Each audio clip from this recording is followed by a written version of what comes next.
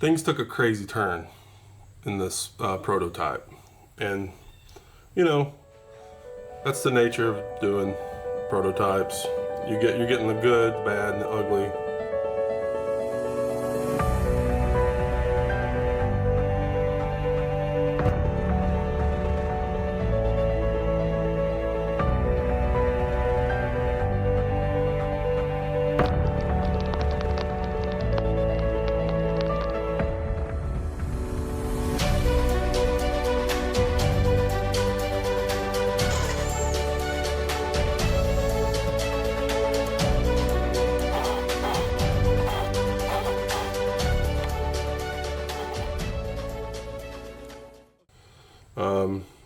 So I won't call it a mistake.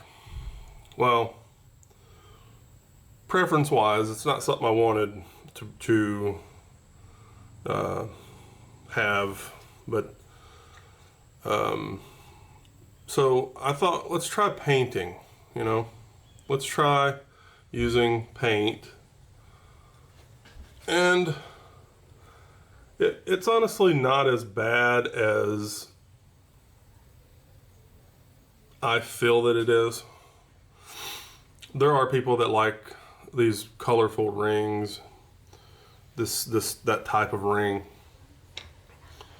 But what I envisioned with using some cheapo Dollar Tree stuff, or the colors, or the idea. So here's the problem when it comes to paint and final touches.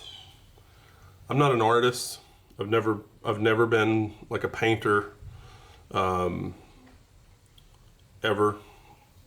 We took a wrong turn, basically. Honestly, I'd rather have it just all natural than anything at all at this point, but we have yet to put any polyurethane on them, so that's another thing I want to try. We've got just unlimited start overs with these rings. If anyone's good with math and would like to calculate how many rings I could make, that would be pretty awesome. So we're gonna do one with paint, we're gonna do one with no paint at all, and then we'll do one with stain, just to see.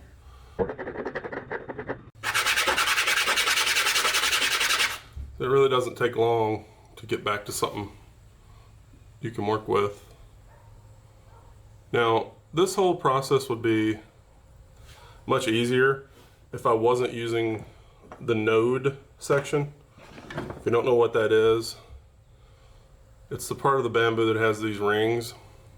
If I just cut like a slice off of the internode, the part that doesn't have a node, then this would be way quicker and easier.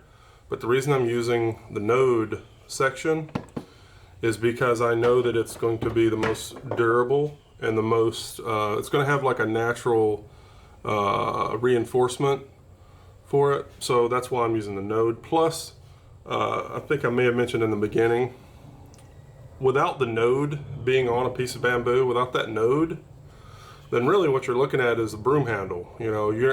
There's nothing about it that, other than the color and the obvious material, but looking at that, to me it just looks like a stick, So the node is like the special thing about bamboo.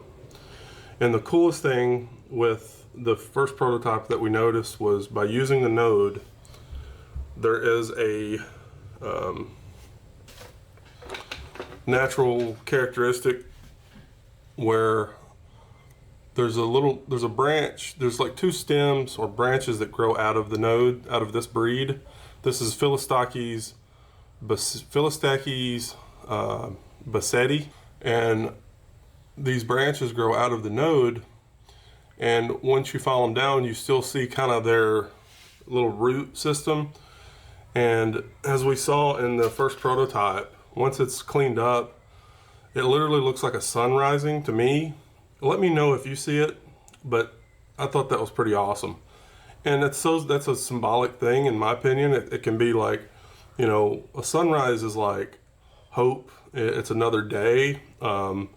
And the other really interesting fact about that is the way this bamboo grows. So for it to grow, it needs sunlight, and it absorbs that sunlight through that stem, through like the photosynthesis process from the leaves that grow off these stems. So it's like nature's little way of saying, yep, this is it's the sun, it's about the sunlight. So it's like, you know, just something cool that I kind of noticed in the process. But anyway, after I cut the nodes, it's kind of crazy how on the inside of the nodes there's like this little, get the amount of that paper material that's coming out of this. Have you seen me make a bow drill fire with bamboo? This would be perfect for tinder fire starter stuff. That little paper stuff that's inside the nodes, I think I'm going to try using that next time for my fire. But just want to show you that. It's another thing that I think is cool about this whole bamboo deal.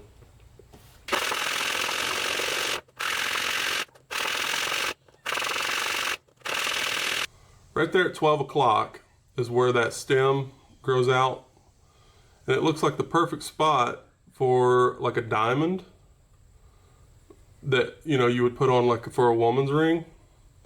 And that is actually the best place to put it, because naturally that is the thickest part of the ring. That wood is just, it's just a little thicker right here. So, you know, that's something I think I want to definitely try for a future. It's these little things that I'm learning as I'm, you know, messing around with it, that I want to remember for later. All right, guys, I didn't want you to just sit here and watch me sand these away, but just to show you how small I've gotten the female wedding band here, I guess what I'm going to call it. I'm going to make it a little more thinner and just keep that one node ring around it. Whereas with the man's wedding band, it's going to be a little thicker. And I'm just getting them down to like the basic shape. And so I didn't feel like sitting here showing me sand over and over, but you know, because it is kind of time consuming to do this. That's all I've been doing. So you didn't miss anything.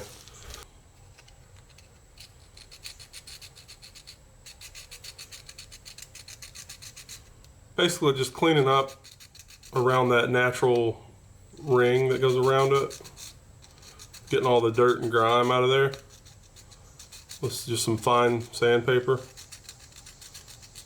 And I'm also looking for like imperfections in this process, looking for high spots, low spots, that kind of thing. So this is the part where I really start to get involved with, you know, every little dent and high spot, low spot, all that stuff. So I don't think I'm gonna do any stain. I think I'm just gonna paint both of them, or not paint, but just make both of them shine. Keep it simple.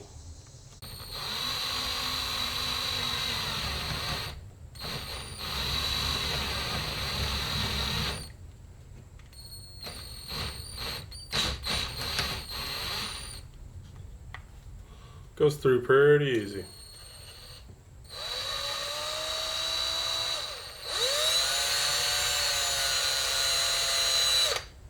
Then I'll angle it to kind of help clean it out a little more.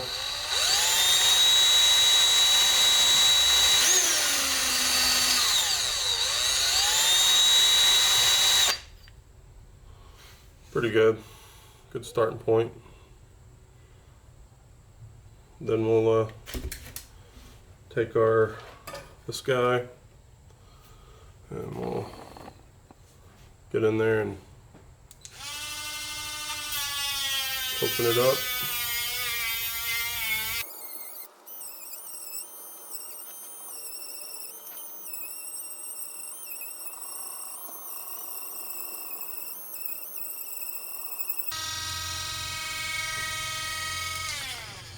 All right, so this is where I got to start being careful and thinking about size and all that good stuff. So, cool little trick.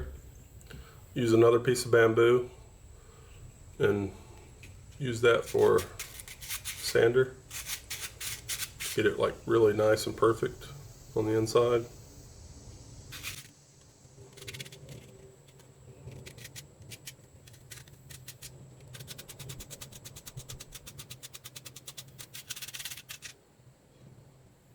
It'll get perfectly round, which is all I want.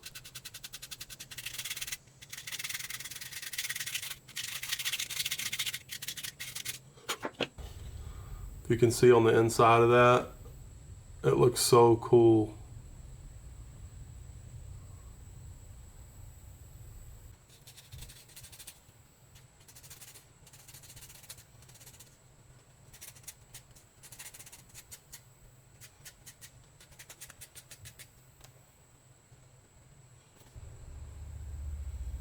We're getting there, guys. All I really want to do is make it shine. So I'll probably just put like some epoxy or some kind of polyurethane or something. Drop me a suggestion in the comments as to what I should do now. I have it pretty much perfect as far as shape and smoothness and size. So this is where I need your guys' help. What do I do now to make this thing, give it that next level, put that final bow on it? That's where I need your guys' suggestions. So I'm gonna move on to this one and get this one good. So see it.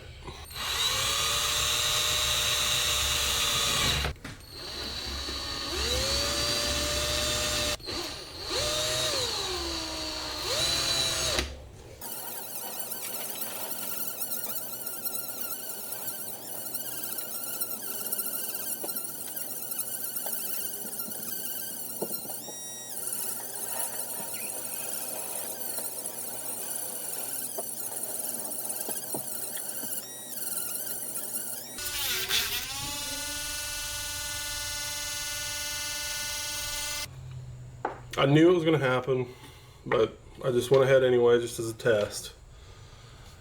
And I kept just making this thing thinner and thinner and thinner and thinner so that it would fit my finger. Could I still use it? Yeah. Could I still wear it? Yeah. But it cracked. I don't know if you can see it or not, but it's got a crack. I could wear it like that, no problem. But it needs to be thicker. I knew better than to keep going thin like that. But I did anyway.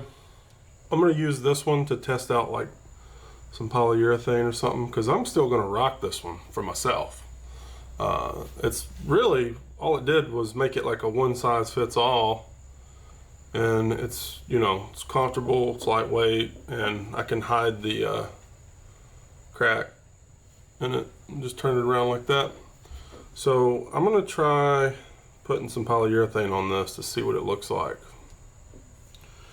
The other one is coming along. I just put it on here just so I don't lose it, and depending on what the polyurethane looks like on the other one, I might put it on this one. My wife's looks great. Perfect thickness. It's nice and golden. Well, it will be gold, like a brighter color. Looks crazy.